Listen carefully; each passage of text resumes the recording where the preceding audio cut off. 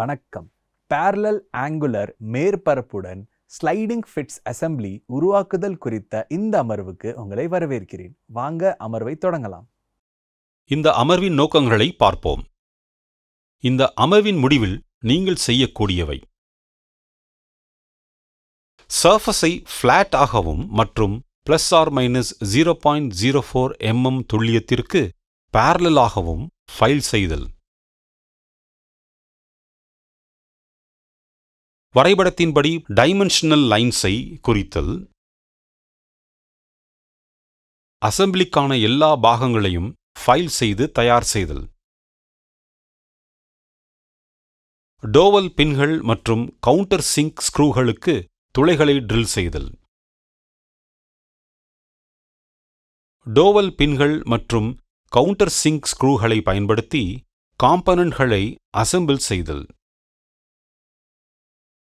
Angular mating மேற்பரப்பை fit செய்து slide செய்து ஃபினிஷ் மற்றும் டீபர் செய்தல்.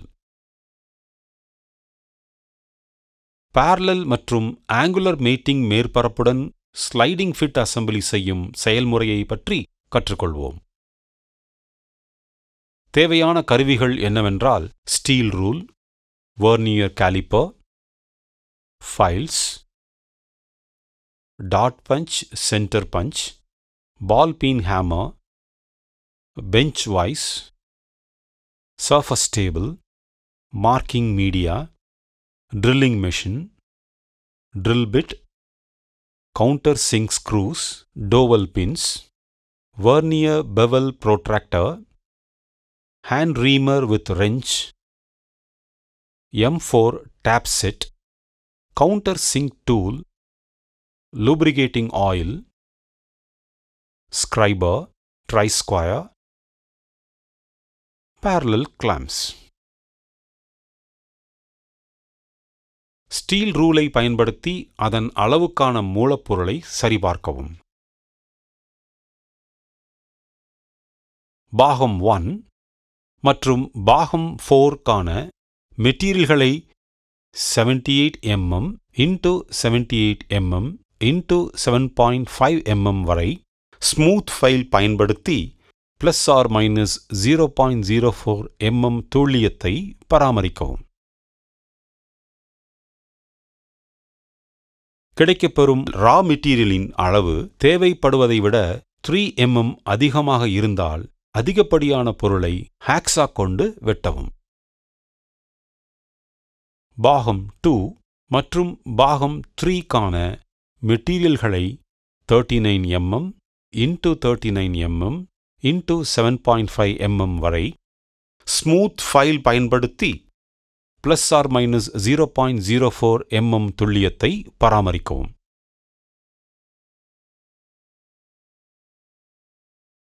பாகம் 2, பாகம் 3 மற்றும் பாகம் 4இல் குறிக்கும் பொருளை தடவவும்.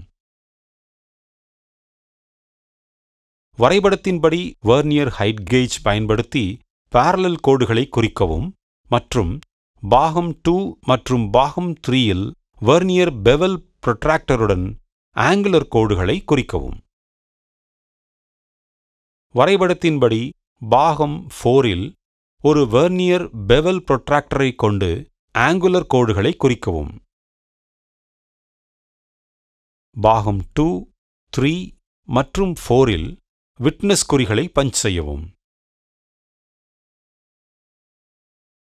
சென்டர் பஞ்சை பயன்படுத்தி டோவல் பின்கள் மற்றும் கவுண்டர் சிங்க் ஸ்க்ரூஸ் அசெம்பிளிகளுக்கான ட்ரில் ஹோல் குறிகளில் பஞ்ச் செய்யவும். ஹாக்ஸா பிளேடை பயன்படுத்தி பாகம் 2, 3 மற்றும் 4இல் இருந்து அதிகப்படியான உலோகத்தை வெட்டி அகற்றவும். வரைபடத்தின்படி அளவு மற்றும் வடிவத்திற்கு ஃபைல் செய்து அளவை வெர்னியர் காலிப்பர் மற்றும் ஆங்கிள்களை வெர்னியர் பெவல் ப்ரொட்ராக்டர் மூலம் சரிபார்க்கவும். 1, 2, 3 மற்றும் 4 பாகங்களை அசெம்பிள் செய்து parallel கிளாம்புகளுடன் ஒரு ட்ரில்லிங் இயந்திர மேஜையில் ஒன்றாக கிளாம்ப் கொண்டு இணைக்கவும்.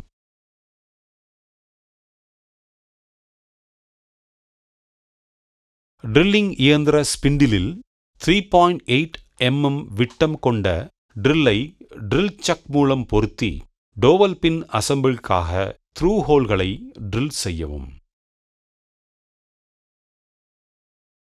4 mm விட்டம் கொண்ட ஹேண்ட் ரீமரை டாப் ரெஞ்ச் மூலம் பொருத்தி அசம்பிளி செட்டிங்கை கலைக்காமல் 4 mm விட்டம் கொண்ட டோவல் பின்களை பொருத்த ட்ரில் செய்யப்பட்ட துளையை ரீம் செய்யவும்.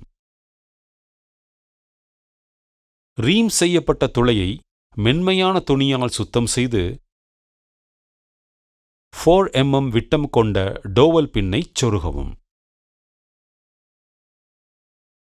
அதேபோல் மற்ற டோவல் பின் துளைகளை ஒவ்வொன்றாக ட்ரில் செய்து அசம்பிளிங் செட்டை கலைக்காமல் 3 டோவல் பின்கள் ஒவ்வொன்றாக பொருத்த ட்ரில் செய்யப்பட்ட துளைகளை 4 mm விட்டம் ரீம் செய்யவும்.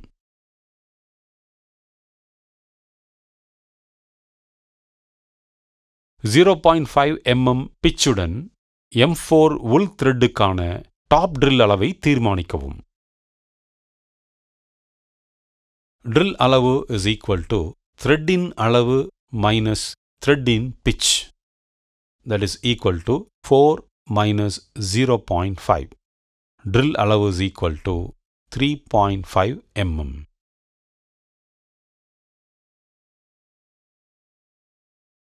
.5 mm விட்டம் கொண்ட ட்ரில்லிங் இயந்திர ஸ்பிண்டிலை ட்ரில் சக் மூலம் பொருத்தி வரைபடத்தின்படி 2 துளைகளை ட்ரில் செய்யவும். அசம்பிளி பாகம் 1, 2, 3 மற்றும் 4ஐ பிரிக்கவும். ட்ரில்லிங் இயந்திரத்தில் கவுண்டர் சிங்க் கருவியை பொருத்தி பாகம் 1 இல் உள்ள த்ரெட்டை வெட்ட ட்ரில் செய்யப்பட்ட துளைகளின் இரு முனைகளிலும் ஷாம்பர் செய்யவும். கவுண்டர் சிங்க் டூலை பொருத்தி கவுண்டர் சிங்க் ஹெட் ஸ்க்ரூகளை பொருத்த பாகம் 2 மற்றும் 3 இல் ட்ரில் செய்யப்பட்ட துளைகளை கவுண்டர் சிங்க் செய்யவும்.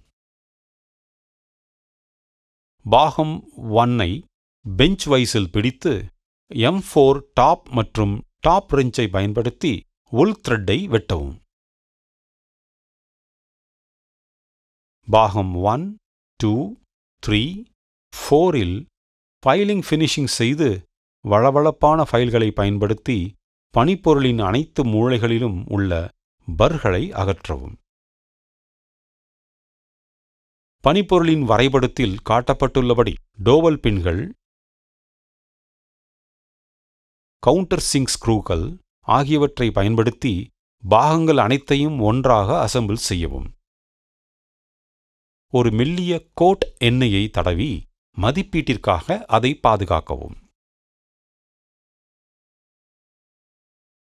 ரீகேப் செய்கையில் நாம் கற்றுக்கொண்டது என்னவென்றால், சர்ஃபஸை ஃப்ளாட் ஆகவும் மற்றும் ±0.04 mm துல்லியத்திற்கு பேரலாகவும் ஃபைல் செய்தல்,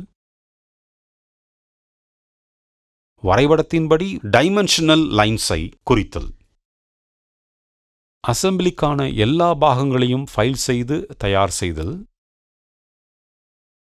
டோவல் பின்கள் மற்றும் கவுண்டர் சிங்க் ஸ்க்ரூகளுக்கு துளைகளை ட்ரில் செய்தல்,